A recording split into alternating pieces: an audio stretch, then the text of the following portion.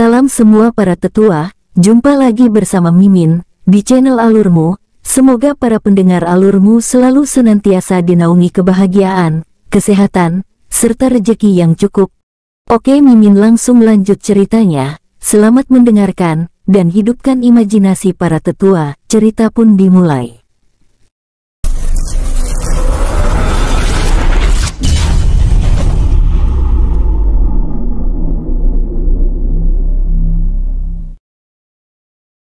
Inilah tingkatan kekuatan setengah dewa. Prajurit Dewa Perunggu 1-5 tingkatan. Begitu juga dengan tingkatan prajurit Dewa Emas, Kesatria Dewa Perunggu, Kesatria Dewa Emas, Jenderal Dewa Perunggu, Jenderal Dewa Emas, Jenderal Dewa Berlian, dan untuk tingkatan Panglima Dewa Perunggu, itu dibagi 1-3. Begitupun Panglima Dewa Emas, Panglima Dewa Berlian, untuk setiap bintang, memiliki tingkatan awal, menengah, akhir, puncak. Sementara di hutan kematian waktu terus berjalan, Bai-an masih belum membuka matanya. Terlihat aura di sekeliling tubuh Bai-an bergejolak, tak lama kemudian terdengar suara ledakan di dalam tubuh Bai-an yang menyebabkan area di sekeliling Bai-an langsung hancur menyebabkan sebuah kawah yang cukup besar. Bahkan Jingling, Tulong dan keempat binatang roh iblis langsung membuka mata dengan tubuh bergidik nyeri saat merasakan aura dari Bai-an. Apakah ini kekuatan yang disebut dewa? Gumam semua orang, tapi tak ada yang tahu kekuatan apa yang sebenarnya di tingkat dewa yang berada di alam dewa. Di tempat Bai-an berada, ia kini langsung membuka matanya dan seutas senyum muncul di wajahnya. Akhirnya, aku mampu menembusnya setelah cukup lama. Gumam Bai-an kini memikirkan berapa lama ia berkultivasi. Bai-an langsung menghilang dan muncul di depan keempat binatang roh iblis. Apa kalian tahu berapa lama aku berkultivasi? Tanya Bai-an penasaran, karena ia tidak pernah menghitung berapa lama ia berkultivasi akibat terlalu asik menikmati saat berkultivasi. Jika tidak salah sudah 6 bulan tuan muda, jawab gorila dengan jujur. Mendengar itu, Bai-an langsung membelalakkan matanya. Tinggal beberapa minggu lagi perjanjianku dengannya akan bertarung, gumam Bai-an menggenggam erat tangannya. Bai-an kemudian mengangguk lalu bertanya, kekuatan kalian meningkat cukup pesat, tapi tidak seperti perkiraanku, apakah kalian belum menghabiskan sumber daya yang aku berikan? Hehe, kami sengaja menyisakannya, jawab gorila sambil menggaruk kepalanya yang tidak gatal. Bai-an mengangguk, simpan saja dulu, dengan kekuatan tingkat Raja Dewa Perunggu bintang 1 puncak, kalian bisa membunuh puluhan ahli suci dengan mudah, bahkan aku yakin kalian mampu melawan 50 ahli suci dan membunuhnya dengan usaha yang lumayan keras, kata Bai-an. Mendengar pujian dari tuannya, mereka berempat langsung membusungkan dada mereka bangga. Terima kasih tuan muda, kami akan berusaha menjadi yang terbaik dan juga kami berterima kasih telah dipertemukan oleh tuan muda. Jika tidak, kekuatan kami tidak akan bisa meningkat dan tetap tertahan di tingkat Panglima Dewa Emas dan Panglima Dewa Berlian, kata semua bintang roh iblis serempak. Mendengar itu, Bai-an langsung melambaikan tangannya dengan santai. Kalian sekarang kuanggap keluarga, jadi setiap keluargaku harus kuat dan sama rata. Apa yang aku makan, itu juga yang kalian makan. Tidak ada perbedaan di antara kita, hanya ras kita saja yang berbeda. Tapi itu tidak masalah, walaupun kita beda ras kita tetap saudara, kata Bai-an. Keempat binatang roh iblis langsung tersentuh, mereka kini mulai menganggumi sosok Bai-an. Saat mereka ingin berterima kasih, dengan cepat Bai-an menghentikan mereka. Sambil menunggu Jingling dan Tulong selesai berkultivasi, Bai-an langsung menyuruh mereka mengeluarkan arak yang Bai-an berikan beberapa waktu lalu. Kemudian mereka mulai minum. Saat keempat binatang roh iblis merasakan namanya arak, mereka langsung batuk-batuk setelah meminumnya.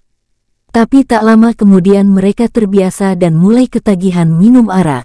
Bai-an yang melihat tingkah mereka tersenyum. Bai-an menyadari jika mereka takut meminta arak kepadanya. Terbukti saat arak mereka habis, mereka berempat berceloteh tidak jelas hingga menimbulkan perdebatan. Dengan santai Bai An mengeluarkan araknya dan langsung melempar satu kendi besar berisi arak. Kalian berbagilah, jangan berebut atau mengaku itu milik kalian. Mulai sekarang kalian harus akur, jangan suka memulai keributan masalah yang sepele, kata Bai An menggeleng. Bagaimana tidak, saat singa merah tak sengaja menggaruk kepalanya menggunakan kaki dan debu di kepala singa merah mengenai wajah serigala ekor perak, ia langsung berteriak marah. Kebetulan saat serigala ekor perak marah, ludahnya saat marah langsung muncrat ke tubuh elang emas. Elang emas langsung mengepakkan sayapnya dengan marah, dan kepakan sayap elang emas langsung mengenai gorila. Gorila juga ikut marah dan terjadi perdebatan pada keempat binatang roh iblis. Siap Tuan Muda, teriak keempat binatang roh iblis dengan semangat. Mereka kemudian minum lagi dengan santai, termasuk Bai An juga ikut minum. Saat minum Bai An langsung menghubungi Gong Tanru, karena ia yakin kini telepatinya bisa mencapai kota netral. Benar saja dugaan Bai An. Paman Gong, apakah kau mendengar suaraku? Tanya Bai An. Dengar pangeran, apakah Anda telah selesai? Ah tidak, maafkan aku, maksudku selamat pangeran karena telah menembus tingkat dewa abadi, kata Gong Tanru terlihat senang dari suaranya yang ada di pikiran Bai An.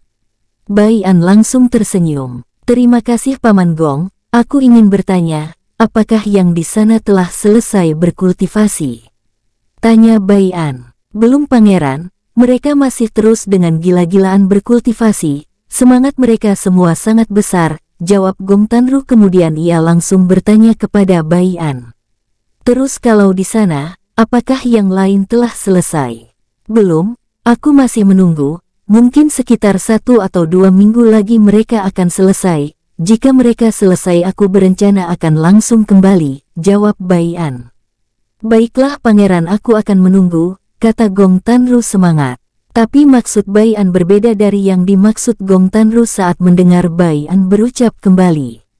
Maksud Bai An adalah ia akan kembali ke dunia kekacauan surgawi, dan memenuhi janjinya terhadap tangan kanan Kaisar Dewa Kegelapan, sekaligus murid Kaisar Dewa Kegelapan.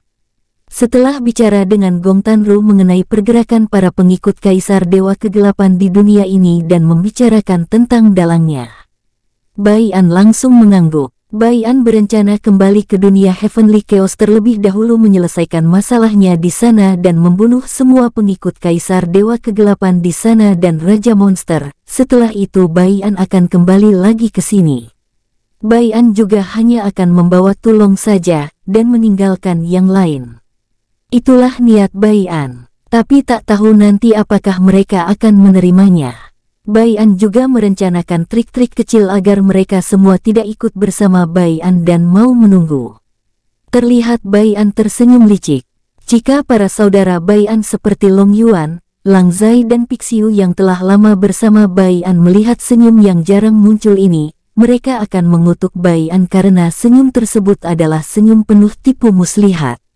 Lang Zai dan Pixiu pernah melihat senyum tersebut saat Bai An menguras semua harta milik klan Li dulu, bahkan sepeser pun tak tersisa saat ia mengambil semua cincin penyimpanan semua anggota klan Li dulu. Saat Bai An tersenyum, ia tiba-tiba mengingat Mu Xiaer dan mencoba menghubunginya bagaimana cara kembali. Tapi ia tak bisa menghubungi Mu Xiaer apapun usaha Bai An. Apakah tepat pada waktu 1 tahun baru Xiaer menghubungi kami? Gumam Bai An berpikir, lebih baik aku menunggu 2 atau 3 hari sebelum 1 tahun, semoga Xiaer menghubungiku, gumam Bai An menghela nafas panjang. Kemudian ia melihat ke arah keempat binatang roh iblis yang kini tertidur akibat mabuk. Mereka terlihat sangat akur, aku jadi tidak sabar menemui kelima saudaraku, bagaimana kabar dan peningkatan kalian saudara Long Yuan, Lang Zai, Pixiu, Fang Hu, dan saudara Yufan, gumam Bai An membayangkan bagaimana peningkatan dan kabar mereka. 1 minggu telah berlalu, Jingling dan Tulong masih belum selesai berkultivasi. Bai An kini sedang melesat bersama keempat binatang roh iblis.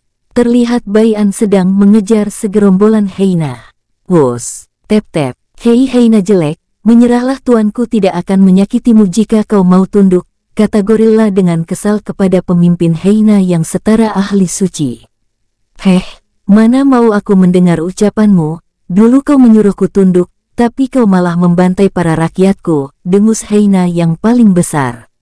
Hanya dia saja yang bisa bicara layaknya manusia, sementara gerombolan hyena yang di belakang pemimpin hyena itu tidak ada yang bisa bicara karena tingkatan mereka masih belum ada yang setara ahli suci. Bai An yang dari tadi diam kini mulai mengamati mereka. Bunuh mereka semua, kata Bai An dengan dingin melalui telepati. Mendengar perintah dari Bai An, keempat binatang roh iblis langsung dalam sekejap membantai mereka. Bom! Kenapa kau membunuh kami semua? Teriak pemimpin hyena kini terluka parah.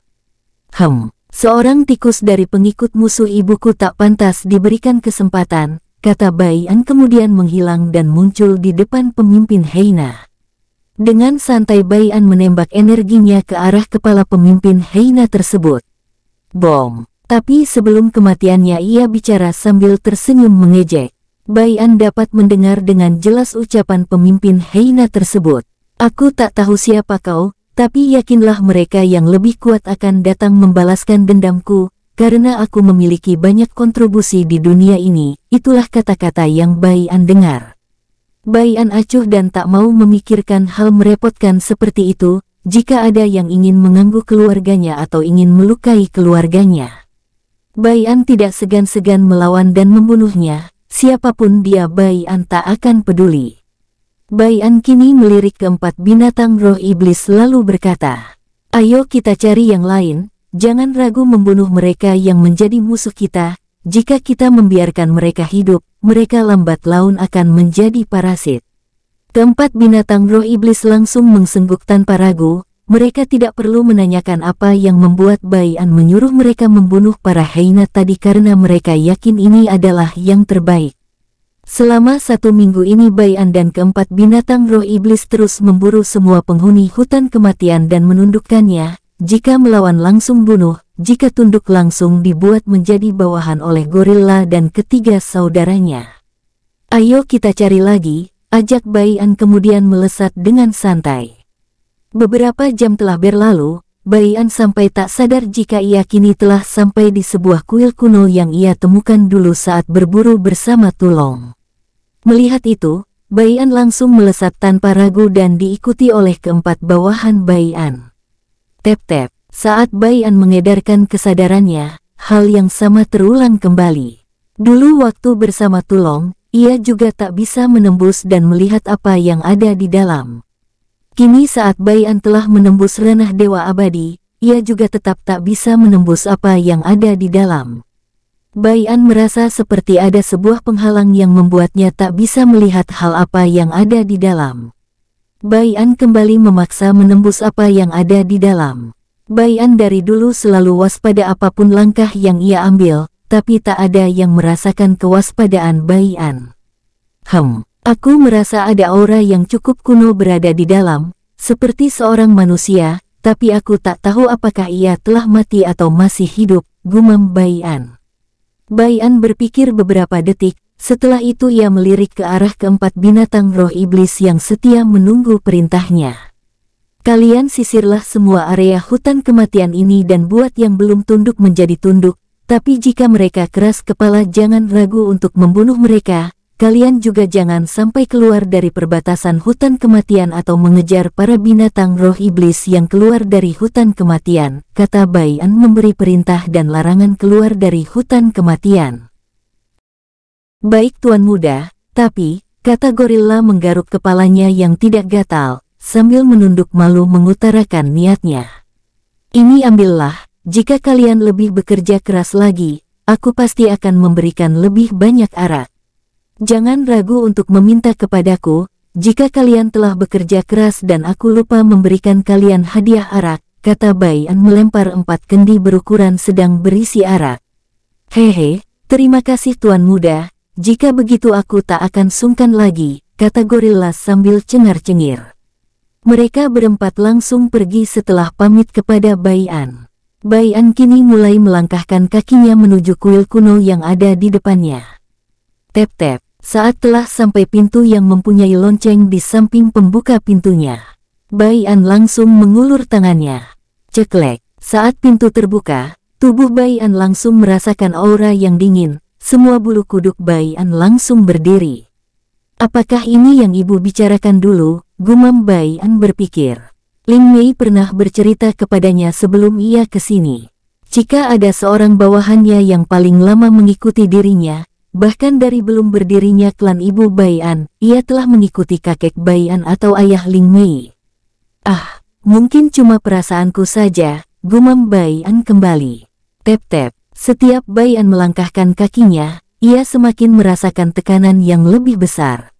Tapi Bai An tidak menyerah begitu saja. Saat Bai An membuka semua pintu, yang ia lihat hanyalah ruangan kosong. Bai An langsung melihat ke arah tangga. Ia langsung berjalan selangkah demi selangkah menggunakan murni tubuh fisiknya. Entah mengapa saat Bai An masuk ia tidak bisa menggunakan energinya. Bai An memuntahkan seteguk darah saat ia naik ke anak tangga ke-50. Aku tak boleh menyerah begitu saja, gumam Bai An menyemangati dirinya. Tap-tap. Saat Bai An menaiki anak tangga ke-51, ia sedikit merasakan beban yang ia rasakan berkurang. Saat Bai An mencoba untuk senang, dengan cepat Bai An berpikir ini mungkin hanya sementara, dan yakin jika anak tangga yang ada di depannya mungkin jauh lebih dari yang ia duga. Tap-tap. Bai An kini semakin merasa beban yang rasakan jauh lebih ringan lagi, tapi dengan cepat Bai An menggelengkan kepala dan berpikir positif. Hal yang sama terulang kembali, tapi Bai An tidak mencoba untuk senang dan bangga. Kini Bai An mulai berpikir ini adalah cobaannya untuk melihat, apakah Bai An akan merasa sombong jika melalui sesuatu dengan mudah. Itulah yang ada di dalam benak Bai An. Hingga Bai An menapakkan kakinya di anak tangga ke-100. Bai An masih terlihat biasa saja, ia malah tidak terlihat senang atau bahagia, malah sebaliknya. Bai An merasa kecewa karena tidak ada cobaan yang lebih berat untuk ia jalani. Pok pok pok. Anda sama persis dengan beliau, Pangeran. Anda tidak merasa sombong atau berpuas diri saat menjalani sesuatu dengan mudah. Mendengar suara tersebut, Bai An langsung membuka pintu tanpa basa-basi. Ceklek. Setelah pintu terbuka, yang Bai An lihat hanyalah ruangan kosong. Tapi di balik ruang kosong tersebut ada sebuah pintu. Bai An juga merasakan aura yang sangat kuat dari balik pintu tersebut. Siapa kau? Mengapa kau memanggilku dengan sebutan pangeran? Tanya Bai An. Walaupun Bai An telah memikirkan siapa orang tersebut, tapi Bai An tidak ingin menduga hal yang belum tentu sama dengan pikirannya. Jadi ia lebih baik bertanya lebih dulu. Hoho, aku merasakan pangeran telah bersama saudara Gong beberapa waktu ini, terlihat dari bekas auranya. Apa dia belum memberitahukan tentang diriku? Tanya orang di balik pintu. Bai An langsung tersenyum saat mendengar nama Paman Gong. Apakah kau yang bernama Paman Zin, sang dewa es? Tanya Bai An memastikan. Hoho, tidak ada yang mengetahui nama asliku selain nyonya. Apakah nyonya yang telah memberitahukan nama asliku kepada pangeran? Tanya suara di balik pintu. Bai An langsung tersenyum. Apakah Paman Zin tidak ingin keluar dari situ, atau aku yang harus masuk? Kata Bai An bertanya. Ia tak menjawab pertanyaan Zin Ho karena tidak enak bicara jika tidak bertemu langsung. Wos, Zin Ho langsung muncul sambil berlutut di depan Bai An. Maaf jika tadi saya lancang pangeran, kata Zin Ho. Dengan cepat Bai An memegang pundak Zin Ho dan membangunkannya sambil berkata, "Jangan pernah berlutut di depanku paman, kau tahu sendiri asal-usul klan ibu," kata Bai An. Zin Ho langsung bangun sendiri sambil membungkuk, ia tersenyum tipis. "Kau sangat mirip dengan beliau pangeran, walau jalanmu masih panjang menuju ke puncak, tapi aku yakin itu tak akan lama lagi saat kau mengegerkan alam dewa," kata Zin Ho tersenyum tulus. Bai An tersenyum kemudian membuka tudung yang ia pasang sejak tadi. "Kau benar paman, bahkan ibu bilang jika aku telah mencapai tingkat dewa abadi, itu hanyalah awal bagiku di alam dewa, karena di sana banyak orang-orang kuat yang tidak bisa aku prediksi," kata Bai An mencoba mengingat kata-kata ibunya. Itu benar, pangeran. Dengan kekuatan pangeran saat ini, itu hanyalah awal saja dan jalan yang pangeran lalui sangatlah panjang. Zinho kini akan selalu mengikuti pangeran kemanapun pangeran pergi, kata Zinho menunduk dengan tulus. Bai An langsung tersenyum, tapi setelah itu ia langsung agak kaku. Karena walau ia telah menembus tingkat Dewa Abadi, ia tidak tahu tahapan awal Dewa Abadi. Melihat tingkah Bai An, Zinho langsung bingung. Ia tak tahu apa yang dipikirkan oleh pangerannya. Walaupun Zinho bisa membaca pikiran orang yang jauh lebih rendah dari tingkat kultivasinya, tidak etis bagi Zinho membaca pikiran pangerannya. Ada apa pangeran? Apakah ada sesuatu yang salah? Tanya Zinho. Itu, bolehkah aku bertanya? Apa tingkatan Dewa Abadi?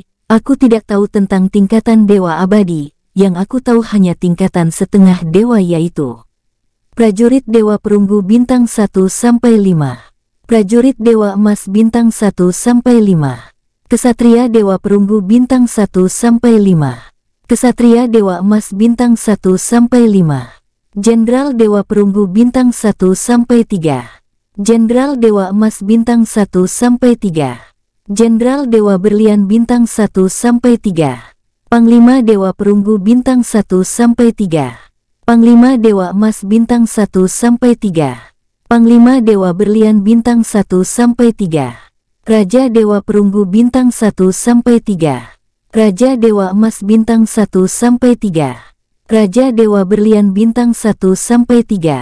Yang terakhir adalah Raja Dewa Alam bintang 1-3. Kata Bai An agak kaku karena berusaha menahan malu. Zinho yang mendengar itu langsung tersenyum kecil.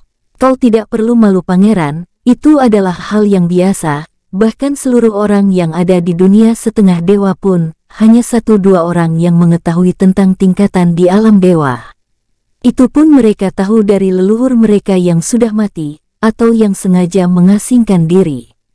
Kata Zinho dengan sopan.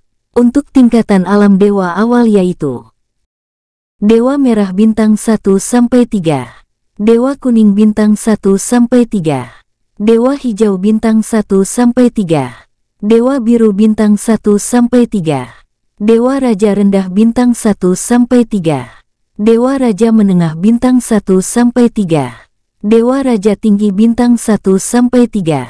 Untuk tingkatan setiap bintang itu sama saja, ada rendah, menengah, akhir dan puncak.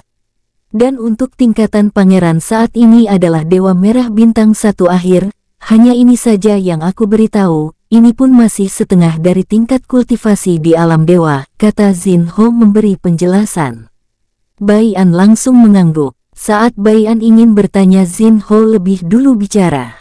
Untuk meningkatkan ke tingkat selanjutnya akan sulit bagi setiap orang di alam dewa, walaupun itu hanya 1 tingkat di setiap bintangnya.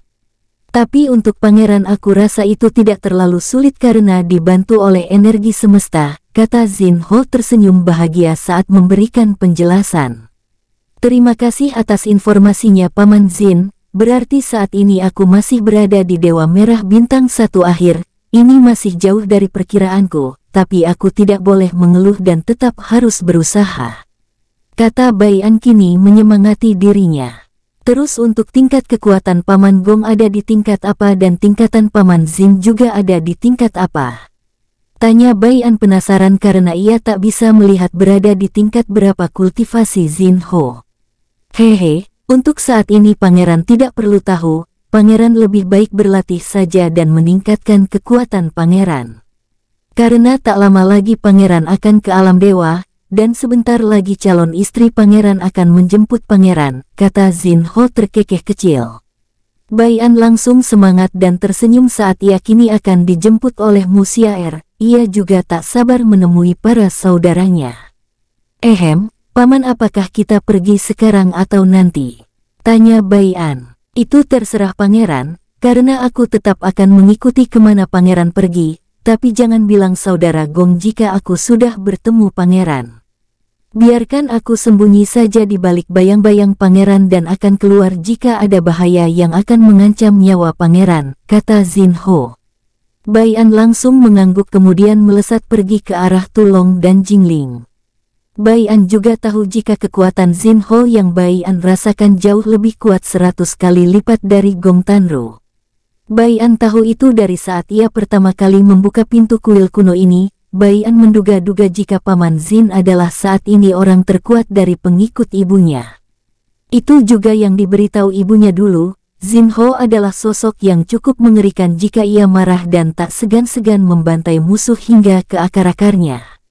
Saat ini Bai An melesat dan mengedarkan kesadarannya. Ia meraskan keempat binatang roh iblis telah kembali dengan banyak pengikut. Bai An juga melihat jika para binatang roh iblis yang seminggu ini ia tundukkan sedang berlatih. Tep-tep, Tuan Muda, teriak keempat binatang roh iblis dengan semangat. Bai An yang baru sampai langsung mengangguk dan melempar dua kendi arak berukuran sedang. Ini hasil kerja keras kalian. Setelah ini kalian akan kutugaskan melatih semua penghuni hutan kematian yang telah tunduk untuk dijadikan pasukan. Suatu hari nanti aku akan memanggil kalian dan kita akan bertarung bersama. Kalian sekarang boleh pergi dan kalian bebas mau kemana saja, asal jangan sampai keluar hutan kematian karena aku takut kalian akan diserang sebelum kalian mampu melawan mereka, kata Bai An dengan serius sambil menatap keempat bawahannya. Baik Tuan Muda, Anda bisa tenang.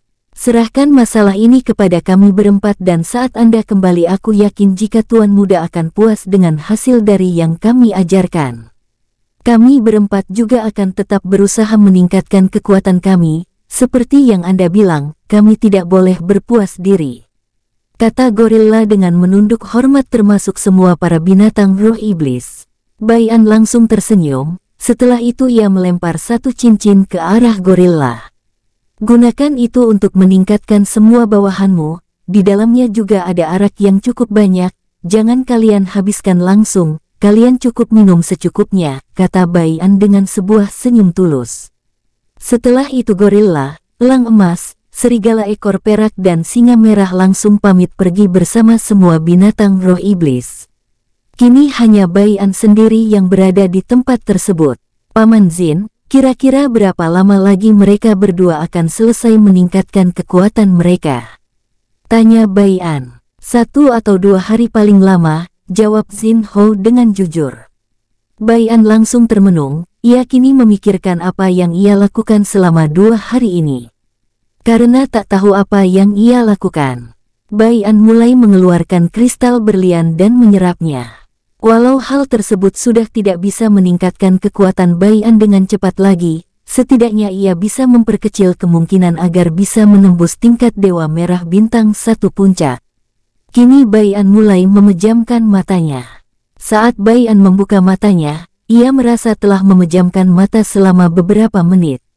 Tapi saat ia melihat Jingling dan Tulong yang sedang membakar beberapa daging, ia langsung menyadari jika ia telah berkultivasi lebih dari 2 hari.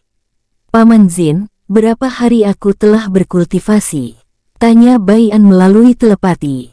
Tidak lama, pangeran hanya berkultivasi selama 4 hari, jawab Jin Ho dengan santai. Mendengar itu, Bai An langsung cemberut karena ia tidak bisa menyadari jika ia berkultivasi selama itu. Bai An langsung bangkit. Menyadari Bai An bangkit, Jingling dan Tulong langsung melirik ke arah tempat Bai An. Tuan Muda, teriak Tulong kini tersenyum mengembang. Bai An ikut tersenyum karena melihat tingkatan Tulong cukup mengerikan. Kini Tulong telah berada di Raja Dewa Emas Bintang 2 menengah. Lalu Bai An melirik ke arah Jingling yang kekuatannya kini di tingkat Raja Dewa Emas Bintang 3 awal. Bai An langsung mengangguk. Ia cukup puas dengan tingkatan Jingling walau tidak semengerikan Tulong. Dulu sebelum berkultivasi padahal tingkatan Tulong dan Jingling berbeda jauh. Tapi kini berbeda tipis. Bai An yakin jika Tulong akan bisa melampaui Jingling suatu saat nanti. Tuan Muda, kenapa kau masih berdiri? Apa kau terpesona kini melihat aku memiliki rambut? Kata Tulong tertawa keras. Mendengar itu, Bai An langsung mengerutkan keningnya, ia baru sadar jika Tulong kini semakin tampan, apalagi kini ia memiliki rambut yang membuat ketampanannya semakin jelas. Hehehe, walaupun kau telah memiliki rambut, tapi tetap saja kau sangat jelek, kekeh Bai An sedikit bercanda sambil berjalan menuju Jingling dan Tulong.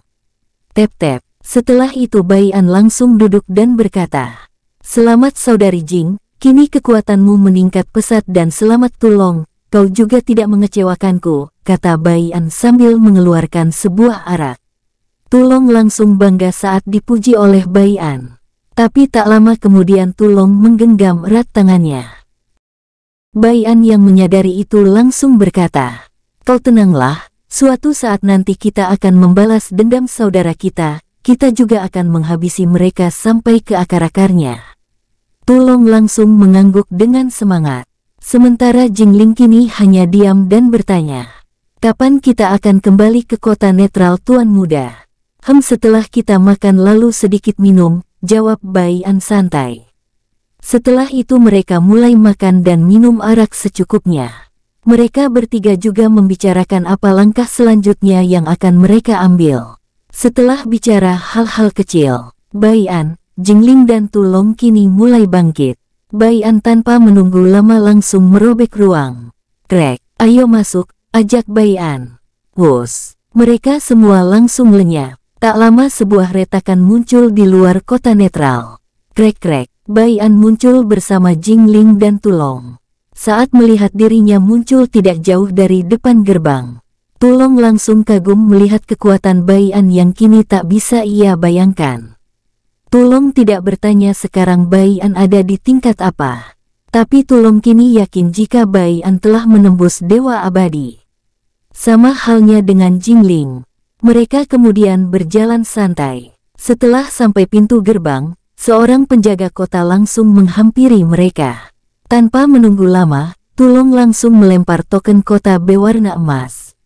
Melihat itu, tangan penjaga kota langsung bergetar hebat saat ia menangkapnya. Ini Tuan, silahkan masuk," kata penjaga kota dengan tergagap. Tulong dengan bangga masuk bersama Jingling dan Bai An yang kini hanya menggelengkan kepala di balik tudung mereka berdua. Tep-tep. Setelah memasuki kota, Bai An dengan santai mengedarkan kesadarannya dan merasakan jika para bawahannya telah selesai berkultivasi dan kekuatan mereka juga tidak membuat Bai An kecewa.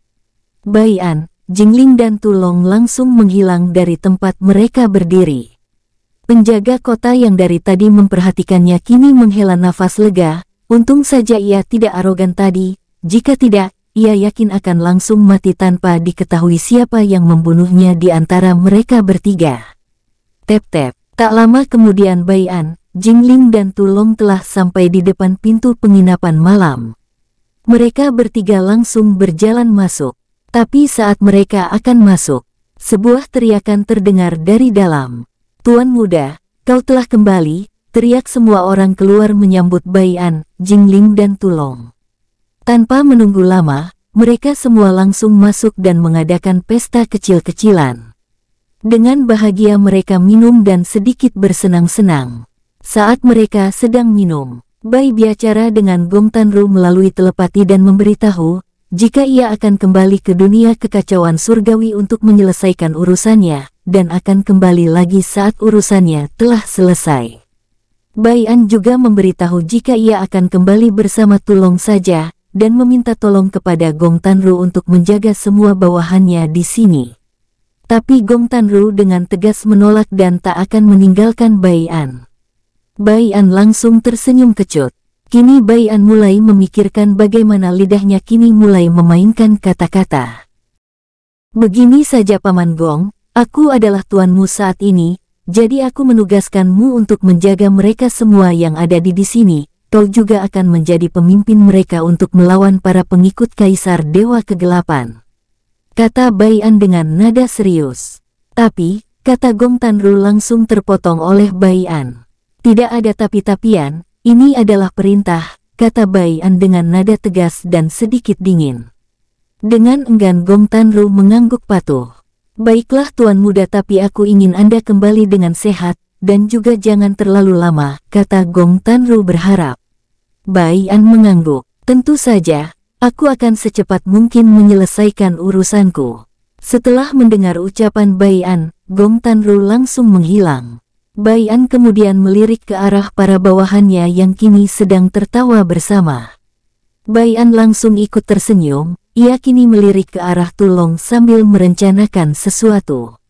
Tulong, kita akan pulang menyelesaikan urusan kita dan bertemu dengan para saudara kita, tapi kau harus diam, jangan bicarakan ini kepada yang lain, kata Bai An melalui telepati. Tapi tetap saja, Tulong yang mendengar itu langsung melompat kaget bercampur senang. Apakah itu benar? Teriak Tulong. Untung saja dari semua orang yang ada di sana tidak ada yang curiga, sebab mereka mengira jika Tulong sedang ngaur karena mabuk. Tulong langsung diam setelah tadi sempat lupa peringatan dari Bai An.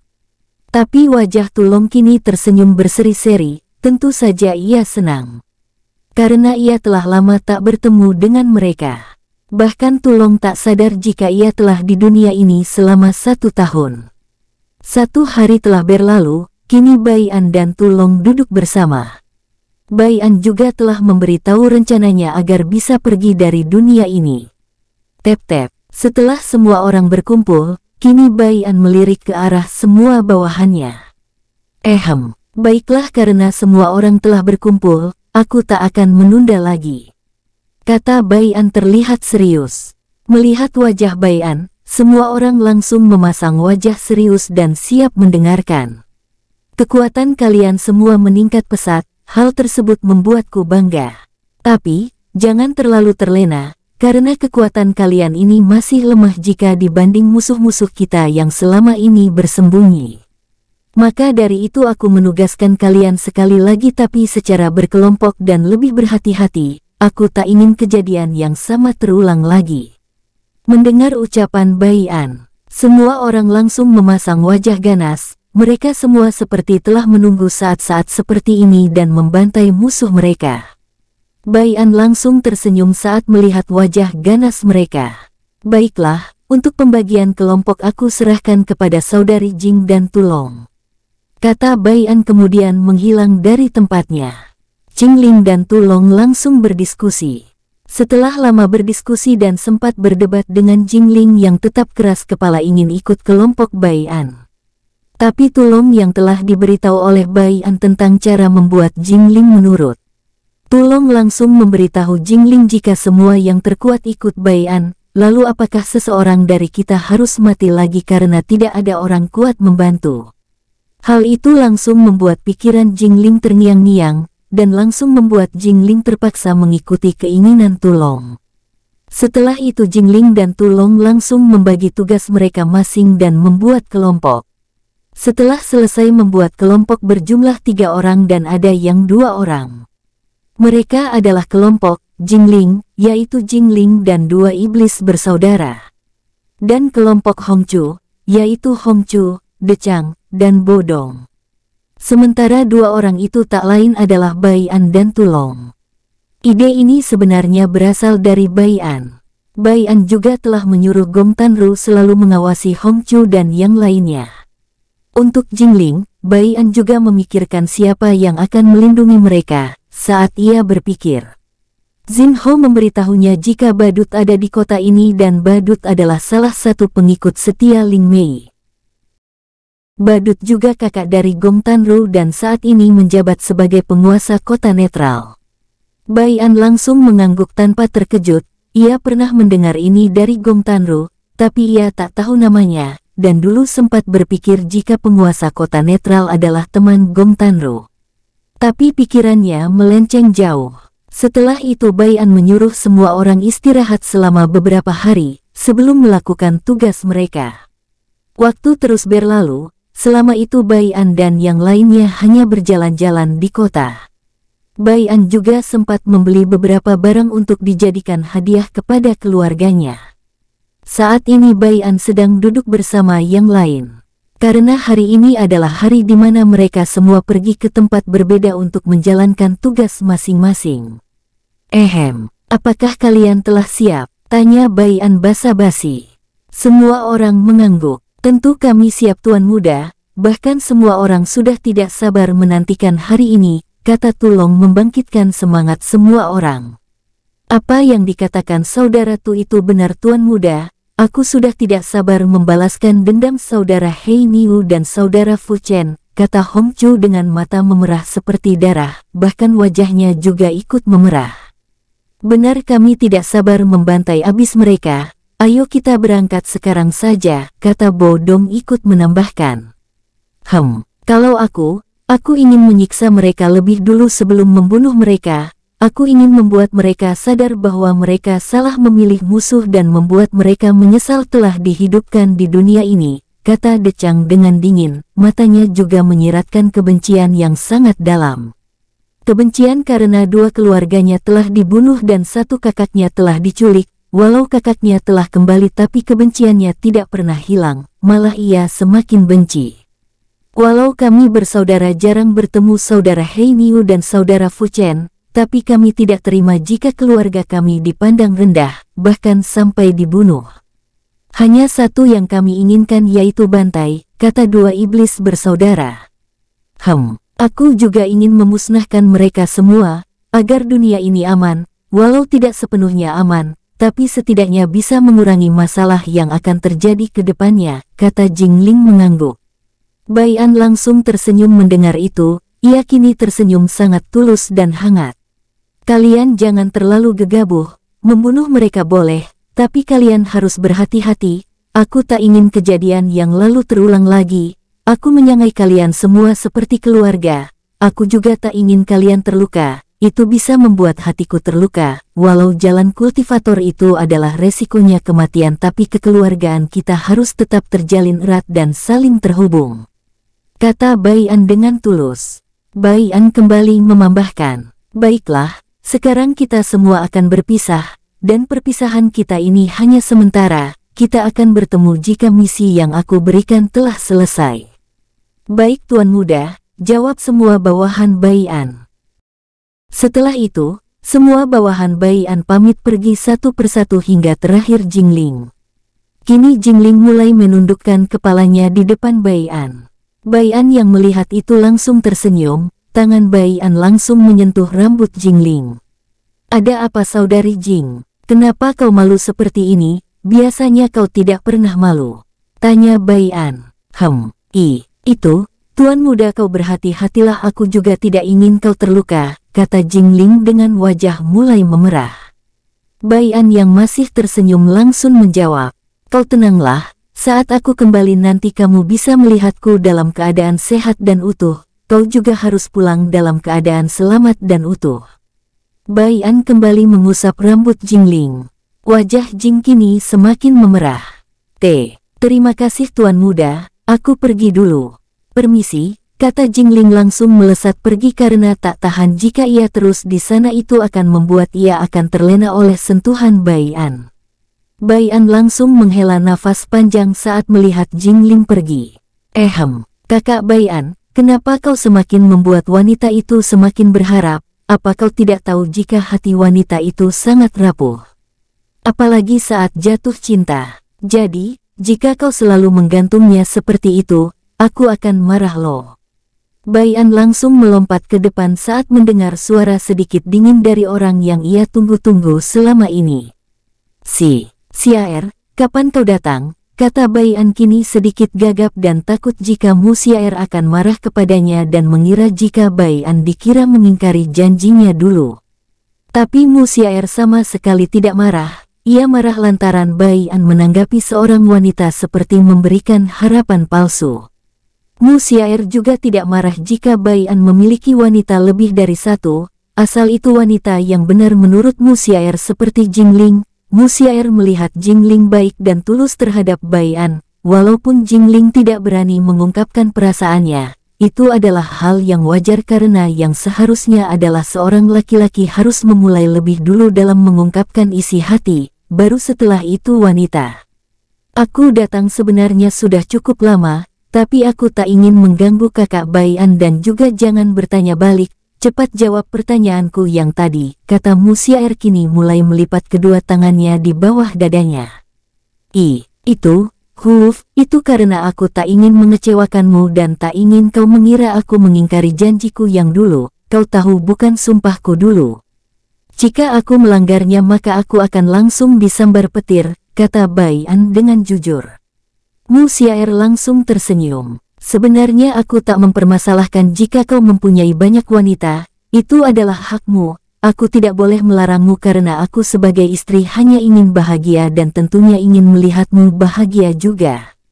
Gumam Mu Xiaer dalam. Terima kasih kakak, kata Mu Xiaer tersenyum lalu berjalan ke arah Bai An. Buk, Mu Xiaer langsung memeluk Bai An dan Bai An juga ikut memeluk Mu Xiaer dengan wajah sama-sama bahagia. Sementara Tulong kini entah pergi kemana, tadi sebenarnya ia ada di sana dan lebih dulu bertemu Mu Xiaer. Tapi Jingling dan Bai An tidak tahu jika Tulong sempat bicara dengan Jingling. Cukup lama mereka berpelukan hingga Mu Xiaer lebih dulu melepas pelukan dan berkata, "Yang lain telah menunggu di dunia jiwa, aku sengaja menjemput kakak Bai An terakhir, dan juga apakah Dewa Es akan ikut bersamamu kakak Bai An?" Kata Mu Xiaer memberitahu jika para saudara Bai An telah menunggu dan bertanya sambil melirik ke arah Xin Ho. Xin Ho langsung keluar dan menunduk hormat. Nona memang dari dulu selalu mengetahui dimanapun aku sembunyi, dan juga Nona dijuluki Dewi Cahaya memang mengerikan, kata Xin Ho sedikit merinding. Pasalnya, walaupun Mu Xiaer disegel dan kini setengah kekuatannya telah kembali, Mu Xiaer masih jauh lebih kuat darinya walau hanya setengah kekuatan Mu Xiaer. Perbedaannya berbanding ia hanya danau kecil dan Mu Xiaer lautan tak terbatas. Mendengar itu Mu Xiaer tersenyum. Kau adalah pengikut ibu mertuaku yang paling lama mengikutinya, kemampuan bersembunyimu tetap saja mengerikan, bahkan tambah mengerikan, meski dewa kegelapan sekalipun di depanmu, jika kau ingin bersembunyi, aku yakin ia tak akan mengetahui keberadaanmu, kata Mu Xiaer tersenyum dan menyanjung Xin Ho. Terima kasih atas pujiannya Nona, kata Xin Ho dengan hormat. Sementara Bai An kini mulai bergelut dengan pikirannya. Saat ia mendengar Xin Ho bicara tadi, berarti istrinya ini jauh lebih kuat dari Xin Ho. Jadi seberapa kuat istrinya ini? Itulah yang Bai An pikirkan saat ini. Kakak Bai An, ayo kita ke dunia jiwa, Tulong juga telah berada di sana, ajak Mu Xiaer. Dengan semangat Bai An mengangguk dan mencoba mengayunkan tangannya untuk merobek dunia jiwa. Slek, suara robekan terdengar nyaring dan muncul lubang hitam. Ayo, ajak Bai An dengan semangat sambil memegang tangan Mu Xiaer. Mereka bertiga pun masuk. Wus. Saat Bai An muncul di depan benteng yang ia bangun dulu dan melihat semua prajurit monster yang dulu Lang Zai ambil. Ia tercengang, karena kekuatan setiap monster prajurit tersebut semua sama, yaitu tahap kesatria Dewa Bintang 1 awal. Sungguh mengerikan, mereka semua yang dulu lemah, kini rata-rata mereka setingkat komandan jika di dunia setengah dewa dan jika di dunia kekacauan surgawi. Salah satu dari mereka saja sudah bisa menguasai dunia tersebut, gumam Bai An kagum sambil melirik Jingling. Entah bagaimana cara Jingling melatih mereka, tapi yang pasti itu sangat keras dan bisa membuat mereka menderita. Tep-tep, saat Bai An melangkah dan sampai di depan pintu, ia kini melihat Tui monster berkepala kadal, kini telah menjadi pemuda yang tampan. Bai An mengetahuinya dari auranya masih sama tapi kini lebih kuat. Bai An juga tersenyum melihat kekuatan Tui yang kini berada di tingkat Raj Dewa Berlian Bintang 1 puncak. Bagaimana kabarmu Tui? Sapa Bai An. Sangat baik Tuan, kata Tui menunduk hormat dan sangat tegas. Bai An kagum melihat sifat Tui sedikit lebih tegas. Bawa aku masuk, kata Bai An memberi perintah. Tui langsung masuk membawa Bai An, Mu Xiaer dan Xin Ho. Tep-tep. Saat Bai An dan yang lain masuk, Bai An melihat semua saudaranya kini sedang mengobrol, dan tepat saat itu juga semua saudara Bai An melirik ke arah Bai An. Semua saudara Bai An, Long Yuan, Lang Zai, Pixiu, Yufan, Fang Hu dan Tulong langsung berdiri dengan wajah bahagia bercampur hari. Tuan muda, teriak semua saudara Bai An menyapa dengan perasaan bercampur aduk. Wus. Dalam sekejap semua saudara Bai An muncul di depan Bai An dan memeluk Bai An. Yang pertama kali memeluk Bai An adalah Long Yuan, lalu disusul Lang Zai, Pixiu, Yufan dan Fang Hu. Setelah itu Tulong juga ingin memeluk Bai An, tapi dengan cepat Bai An berkata, "Kau mau apa? Aku adalah laki-laki normal," ejek Bai An yang langsung membuat semua orang yang ada di dalam ruangan tertawa. Wajah Tulong langsung kusut dan bibirnya langsung cemberut. Hal tersebut semakin membuat semua orang tertawa.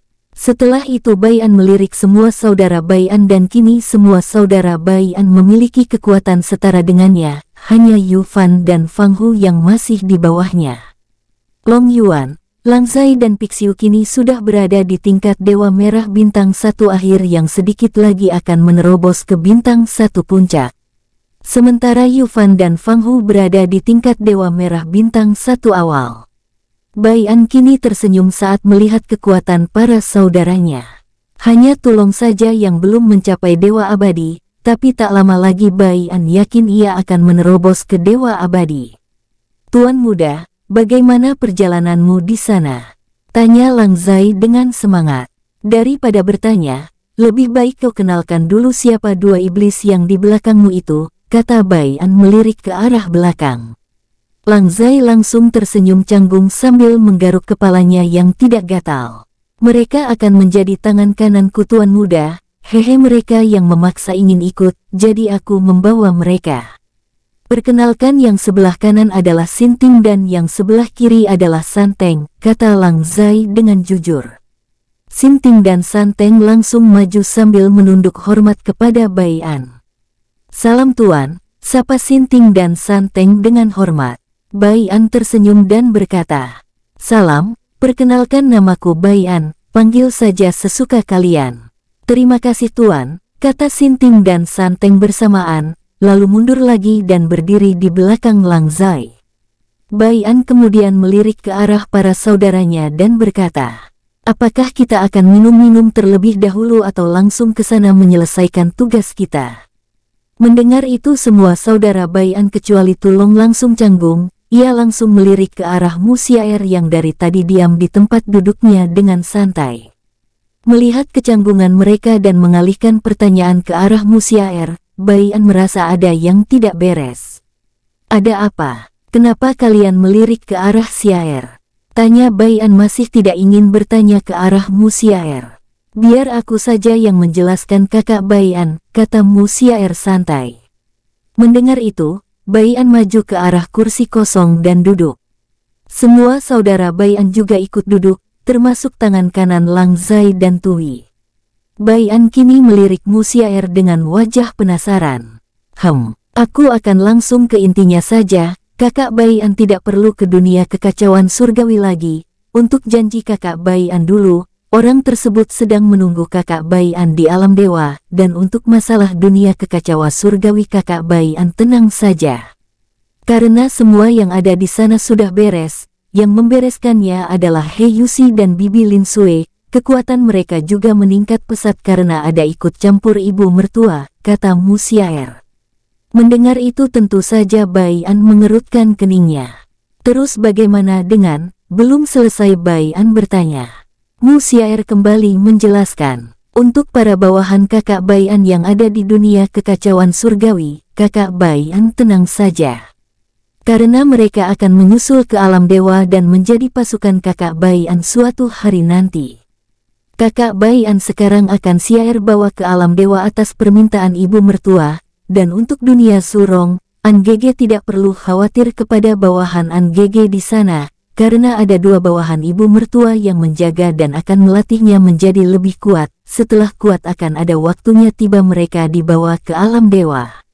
Bai An langsung merenung mendengar itu, ia kini merasa tidak enak telah membohongi para bawahannya yang berada di sana. Tapi ini juga untuk kebaikan mereka agar tetap berlatih lebih giat, ini juga permintaan dari ibunya, dan Bai An tidak ingin mengecewakan ibunya. "Oh ya, aku teringat sesuatu, apakah dunia surong itu benar dunia setengah dewa terkuat dari 10 dunia setengah dewa?" tanya Bai An. Ia mendapatkan informasi ini dulu dari Hei Niu. Mu Xiaer langsung tersenyum. Kakak Bai An pasti mendapat informasi ini dari orang yang ada di dunia itu, dan orang yang jarang tahu tentang adanya dunia yang begitu luas, kata Mu Xiaer cekikikan. Untuk dunia setengah dewa itu ada banyak, bahkan mungkin sampai ribuan. Terus dunia yang kakak Bai'an datangi itu hanya urutan ke-100 terkuat saja, sama halnya dengan para saudara kakak Bai'an. Untuk dunia 10 terkuat itu bisa juga kakak Bai'an datangi jika kakak Bai'an mau. Itu juga berguna untuk meningkatkan pengalaman serta kekuatan. Di 10 dunia setengah abadi terkuat juga banyak orang yang telah mencapai kekuatan dewa abadi, bahkan bisa sampai jutaan, karena di setiap dunia setengah dewa 10 terkuat, jumlah orang yang tinggal di sana mencapai miliaran di setiap kerajaan atau kekuasaan setiap daratan, kata Mu Xiaer menjelaskan. Bai'an yang mendengar itu sedikit terkejut, sama halnya dengan para saudara Bai'an kecuali Long Yuan dan Xin Ho yang tahu akan hal tersebut. Tuan muda, kita ke sana saja, mumpung penduduk di dunia itu sangat padat. Lumayan untuk menambahkan uang saku, kekeh Tu Long dengan suara keras. Seketika semua orang tertawa terbahak-bahak, sedangkan Bai'an kini hanya tersenyum pahit. Itu benar juga tuan muda, aku mendukung perkataan saudara Tu, kekeh Lang Zai dan Long Yuan bersamaan. Bai'an kemudian melirik ke arah Pixiu, Yu Fan dan Fang Ho, mereka semua mengangguk juga. Bai'an langsung melirik ke arah Mu Xiaer dan bertanya, apakah kami akan dipisah lagi ke dunia setengah abadi yang berbeda atau dikirim bersamaan? Untuk saat ini dikirim bersamaan, dan juga Xiaer akan mengirim kakak Bai'an ke dunia setengah abadi terkuat keempat, karena itu bisa menambah tingkat kewaspadaan dan juga resikonya, tapi di balik itu akan ada banyak keuntungan seperti menambah uang saku, kata Mu Xiaer sedikit menggoda. Bai'an seketika cemberut lalu melirik ke arah Tu Long yang kini sedang bersiul ke arah yang berbeda. Tu Long saat ini tidak berani melihat wajah Bai'an. Kenapa tidak dunia setengah abadi terkuat pertama saja? Tanya Bai'an penasaran. Untuk 3 dunia setengah abadi terkuat belakangan saja, coba saja dulu ke yang keempat terkuat, jawab Mu Xiaer memberikan masukan. Bai'an tidak langsung setuju melainkan melirik ke arah para saudaranya. Saat melihat semua saudaranya mengangguk satu persatu, Bai'an langsung menunduk terlebih dahulu. Terus untuk kedua murid, kakak dan saudaraku yang ada di klan Bai bagaimana? Tanya Bai'an sambil melirik ke arah Mu Xiaer. Mereka semua yang kakak Bai'an kenal akan menyusul ke alam dewa, kakak Bai'an tidak usah mengkhawatirkan mereka, termasuk semua orang yang ada di dunia jiwa kakak Bai'an juga akan menyusul, jawab Mu Xiaer sambil tersenyum lembut. Bai'an langsung mengangguk dan berkata, baiklah, aku setuju pergi ke dunia setengah abadi terkuat keempat, kata Bai'an dengan tegas. Mendengar itu Mu Xiaer langsung berkata, baiklah kakak Bai'an dan kalian semua lebih baik istirahat, dan persiapkan diri kalian terlebih dahulu, karena di sana cukup mengerikan. Terlihat Mu Xiaer cekikikan sambil menutup mulutnya menggunakan satu tangan. Bai'an dan yang lain melihat hal tersebut biasa saja, karena mereka sudah merasa yakin dan mempunyai tekad yang kuat, untuk ke dunia setengah dewa keempat terkuat. Setelah itu, semua orang langsung pergi ke tempat yang mereka inginkan di dunia jiwa Bai'an. Hanya Bai'an dan Mu Xiaer saja yang tersisa. Untuk Xin Ho, ia juga ikut pergi dari sana. Kakak Bai'an, apakah kau tidak istirahat juga? Tanya Mu Xiaer. Apakah ini sebuah isyarat, kekeh Bai'an? Mu Xiaer langsung melotot bercampur wajah memerah karena malu. Kakak Bai'an, teriak Mu Xiaer lalu menambahkan. Aku serius bertanya, aku ingin kau tetap sehat dan dalam kondisi sehat saat pergi. Oh ya aku lupa, tekanan energi di dunia tersebut juga jauh lebih kuat dari yang ada di dunia Su, dan juga di sana terkadang ada tempat-tempat lokasi energi dewa berada, tapi yang pasti tempat tersebut pasti dijaga oleh seorang dewa abadi yang terkadang menjadi master sekte, atau seorang ketua klan. Untuk kerajaan di sana, mereka tidak terlalu dipandang oleh seorang kultivator, jadi jangan heran jika saat kakak Bai'an ke sana akan banyak kerajaan, atau bahkan kekaisaran yang telah menjadi puing-puing oleh ulah para kultivator dewa abadi, terkadang ulah sekte atau klan tertentu, kata Mu Xiaer menjelaskan. Bai'an yang mendengar itu langsung mengangguk. Terima kasih atas informasinya Xiaer, kata Bai An sambil berjalan menuju Mu Xiaer. Kemudian secara spontan tangan Bai An mengusap rambut Mu Xiaer. Setelah itu mereka berdua berjalan ke arah kamar yang dulu mereka tempati. Setelah sampai kamar tersebut, Bai An dan Mu Xiaer mengobrol tentang keadaan Ling Mei. Mu Xiaer juga bercerita banyak tentang Ling Mei. Hari-hari berlalu, Bai An dan para saudaranya kini sudah berkumpul kembali. Apakah kakak Bai An dan kalian semua siap? Tanya Mu Xiaer sambil melirik ke arah Bai An seorang. Semua orang termasuk Bai An langsung mengangguk dengan semangat membara. Tentu kami siap Nona, teriak semua saudara Bai An termasuk bawahan Lang Zai. Sementara Bai An kini mengangguk penuh tekad. Mendengar semua orang siap, Mu Xiaer langsung menggerakkan tangannya. Gerakan tangan Mu Xiaer sangatlah rumit, karena formasi yang Mu Xiaer buat berbeda jauh dari formasi yang ia buat untuk membuat pintu antar dimensi. Bai An kini sedang terpana melihat gerakan dan kecepatan tangan Mu Xiaer. Ia seketika menjadi iri. Bai An merasa rendah di depan calon istrinya. Hak tersebut membuat tekad Bai An ingin menjadi kuat semakin besar. Ia tak ingin merepotkan Mu Xiaer dan ibunya lagi yang telah banyak membantunya. Beberapa puluh menit kemudian, blus, sebuah cahaya terang langsung membuat mata semua Wang Silau, termasuk Bai An. Bai An juga dapat merasakan tekanan yang lumayan berat, setidaknya Bai An memperkirakan tekanan di dunia Zhu, dan dunia yang akan ia tuju sekarang, ibarat dunia Zhu 1 dan dunia yang akan ia tuju adalah 8. Tekanan yang lumayan, tapi tidak terlalu berpengaruh untuk kami semua saat bergerak di dunia setengah dewa tersebut, gumam Bai An. Tak lama setelah cahaya menghilang, Bai An dan yang lainnya melihat gerbang dimensi yang cukup besar, dan hal yang membuat mereka terpana adalah, mereka semua bisa melihat sebuah hutan dari balik pintu dimensi yang Mu Xiaer buat. Cepat masuk, waktu pintu dimensi ini tak lama, kata Mu Xiaer sedikit berteriak. Lamunan Bai An dan semua orang seketika buyar saat mendengar teriakan Mu Xiaer. Dengan cepat Long Yuan, Lang Zai, Pixiu masuk, disusul oleh Tu Long, Yu Fan, Fang Ho, Xin Ting dan San Teng masuk. Bai An kini mulai berjalan ke arah Mu Xiaer lalu memeluknya. Tetaplah bersama ibu, aku akan pergi dan berlatih lebih giat, agar bisa melepas segel di tubuhmu dan setelah itu kita bisa menikah, kata Bai An sambil mengecup sedikit bibir basah Mu Xiaer. Hal tiba-tiba tersebut membuat kepala Mu Xiaer mengeluarkan asap saking merahnya wajah Mu Xiaer. Bai An langsung terkekeh melihat Mu Xiaer malu-malu.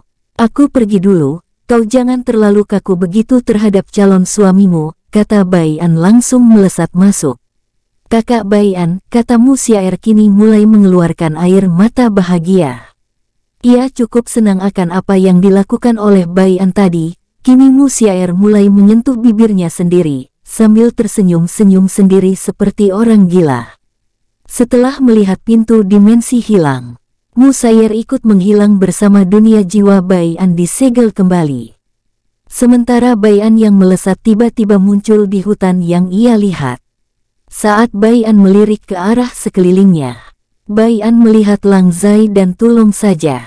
Kemana yang lain? Tanya Bai An penasaran. Mereka saat ini sedang menghancurkan sebuah kota monster yang diisi oleh berbagai jenis monster termasuk goblin, jawab Lang Zai dengan santai. Baru saja beberapa detik aku ikut masuk terus sampai di sini, kini mereka sudah tahu lokasi kota dan sekarang pergi tanpa menunggu aku datang, kata Bai An sedikit kesal. Siapa bilang beberapa detik, saat saudara Long Yuan, Pixiu dan aku masuk pertama, kami menunggu 1 bulan penuh untuk kedatangan saudara Yu Fan, Fang Ho, Tu Long dan Xin Ting, San Teng, kata Lang Zai. Sementara untuk menunggu tuan muda, kami menunggu lebih dari 7 bulan, kata Lang Zai semakin kesal. Mendengar itu, Bai An cukup terkejut. Berarti 1 detik di sana sama dengan 1 bulan di sini, ini cukup bagus juga untuk meningkatkan kekuatan kita, kata Bai An sedikit menyeringai. Setelah itu Bai An melirik ke arah Lang Zai dan Tu Long. Bersambung, sampai ketemu di episode selanjutnya. Semoga kalian semua selalu terhibur, dan terima kasih.